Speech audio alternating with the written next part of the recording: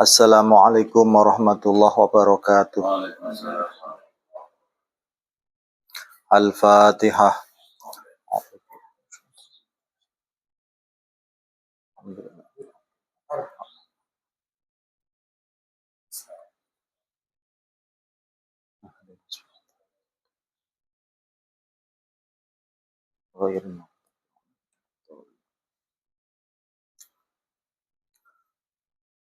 Bismillahirrahmanirrahim. Alhamdulillahirabbil alamin.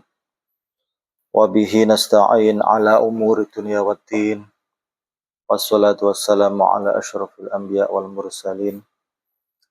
Sayyidina wa maulana Muhammadin wa ala alihi wa ashabihi wa man tabi'ahum bi ihsanin ila yaumiddin. La haula wa la quwata illa billahil aliyil azim. Rabbi shrah li sadri wa yassir li amri wahlul 'uqdatam min lisani yafqahu qawli.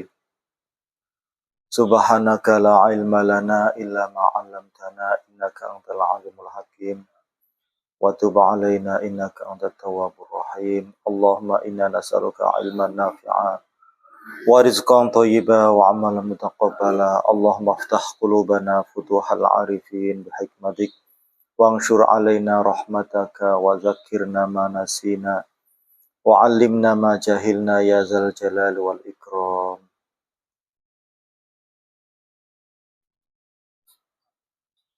Bismillahirrahmanirrahim.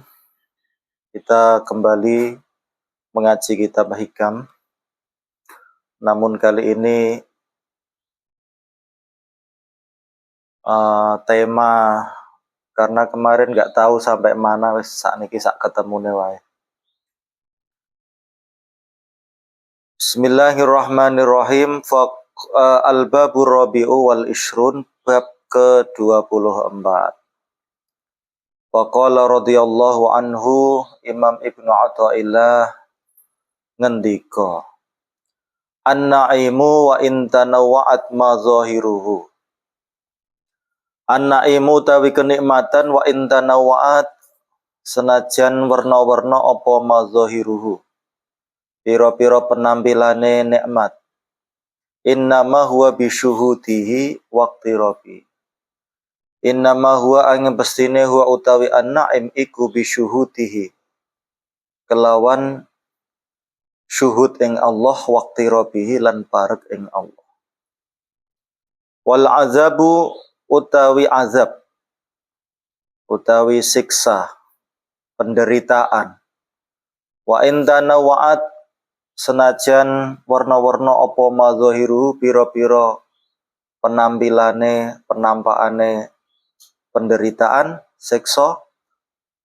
Innama huwa biwujudi hijabihi, angin pestine utawi azab iku biwujudi hijabihi, kelawan anane hijab, hijab antara al-abdulan Allah subhanahu wa ta'ala. Fasababul azab utawi sebabe azab, sebabe penderitaan, iku wujudul hijab, anane hijab, anane penghalang. Wa itmamun na'im utawi sempurnane nikmat, iku bin nazari, kelawan ningali ila wajhil karim, maring Allah subhanahu wa ta'ala. Di sini Imam Ibnu Athaillah mengarahkan kepada kita tentang kenikmatan yang sejati dan tentang azab atau penderitaan yang sejati. Kalau kenikmatan menurut pandangan umumnya manusia, itu adalah kenikmatan yang dirasakan oleh jasad.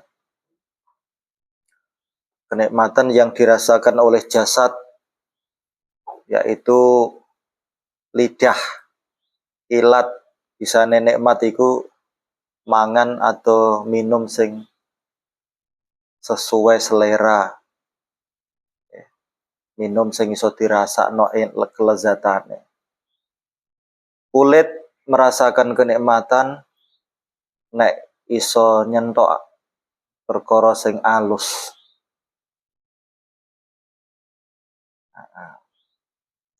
Weteng iso nikmat nek wareg rasane.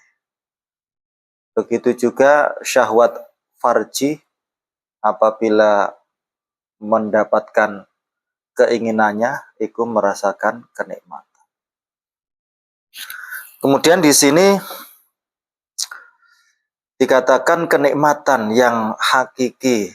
Kita diarahkan kepada kenikmatan yang sejati karena manusia itu tidak hanya terdiri dari jasad, tetapi juga jasad dan roh. Maka beliau mengatakan kenikmatan itu meskipun bermacam-macam, sesungguhnya kenikmatan yang hakiki, yang sejati adalah dengan syuhud, dengan memandang dan mendekat kepada Allah Subhanahu wa Ta'ala. Tentunya dengan memandang, yang mandang di sini bukan mata, kepala, tetapi pandangan hati. Kita bisa menyaksikan Allah. Maksudnya menyaksikan Allah bagaimana? Ya, menyaksikan Allah itu tingkatan-tingkatan. Ada yang menyaksikan Allah dengan tanda-tanda kekuasaannya. Melihat penciptaan langit, begitu megah, begitu hebat, tinggi, tanpa tiang. Melihat matahari terbit setiap hari, selalu memberikan manfaat kepada manusia. Melihat apapun sanurihim ayatina fil afaq wa fi anfusihim. Allah mengatakan kami akan memperlihatkan kepada mereka tanda-tanda kekuasaan kami di penjuru alam,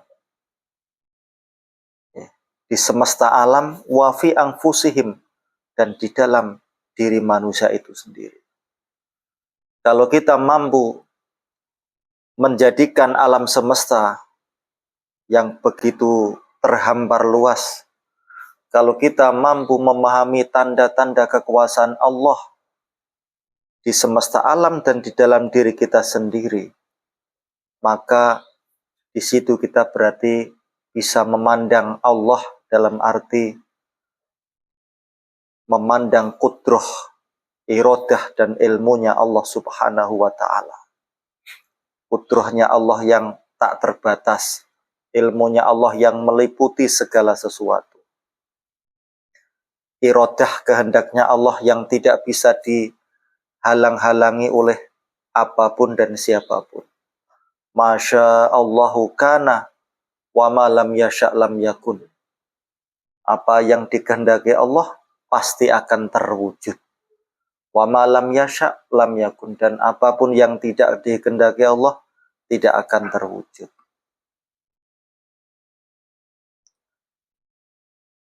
Itu artinya kita bisa memandang Allah melalui tanda-tanda kekuasaannya.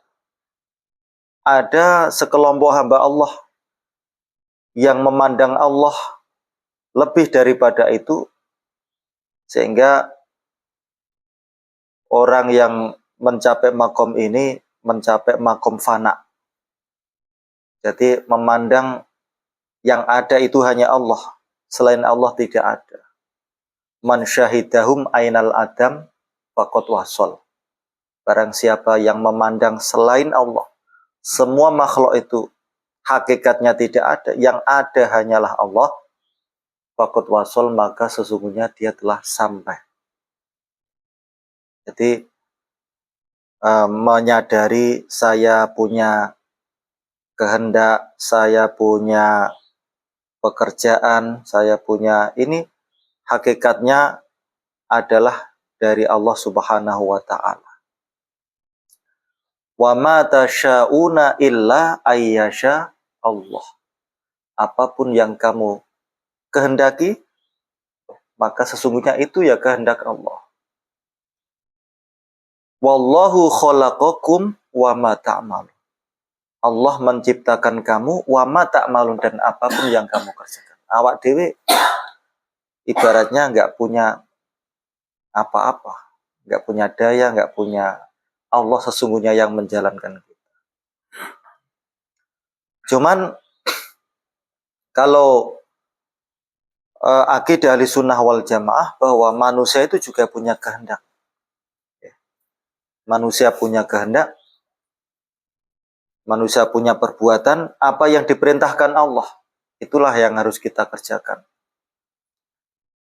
Itu masalah takdirnya apa nggak usah kita pikirkan. Apa sing perintahi Allah ya wis iku dilakoni. Meskipun semua ini pekerjaan Allah, tapi Allah memerintahkan apa kepada kita. Maka Imam Abul Hasan Asyadzili itu mengatakan bahwasanya manusia itu tidak terlepas dari 4 keadaan. 1 keadaan taat, 2 keadaan maksiat, 3 keadaan nikmat, yang keempat keadaan nikmah atau baliyah atau cobaan. Kalau kita dalam kondisi keadaan ibadah, keadaan taat, maka harus kita menyadari syuhudul mun'im. Kita menyadari bahwa kita mampu melakukan ketaatan, mampu melakukan ibadah, bisa tergerak mengikuti ngaji. Sesungguhnya itu adalah pemberian dari Allah Subhanahu wa ta'ala. Wa ma bikum min ni'matin faminallah. Apapun nikmat itu sesungguhnya dari Allah Subhanahu wa ta'ala.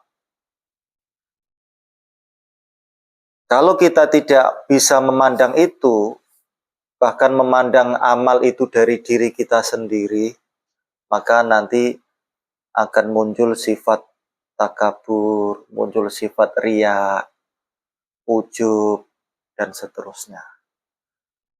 Makanya dikatakan di dalam kitab Riayah bahwa tidak bisa sampai kepada makom ikhlas, tidak bisa selamat dari riya yang jali maupun yang khafi, illal arifunal muwahhidun, kecuali orang-orang yang ahli ma'rifat yang telah bertauhid, yaitu ketika orang sudah mencapai makom al-ihsan. Anta budallaha ka'annaka tarahu fa illam takun tarahu fa innahu yaraka. Engkau bisa memandang Allah, tapi kalau tidak bisa ya merasalah bahwa dirimu selalu diawasi oleh Allah Subhanahu wa ta'ala. Intinya kita menyadari bahwa apapun yang mampu kita lakukan, ibadah, kebaikan-kebaikan itu hakikatnya dari Allah Subhanahu wa ta'ala. Lalu kalau kita dalam kondisi maksiat, ya, terjatuh di dalam kondisi maksiat, maka yang kita lakukan adalah segera bertaubat. Jangan beralasan ini kehendak Allah, terus kita terus-menerus di dalam maksiat. Seperti di Al-Quran kan ada itu orang-orang kafir sing berdalih dengan irodahnya Allah. Kami kafir ini ya karena Allah menghendaki kami kafir.